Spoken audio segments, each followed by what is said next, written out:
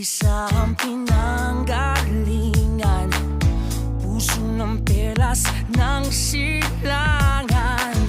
Walang katulad na pag-alaga, walang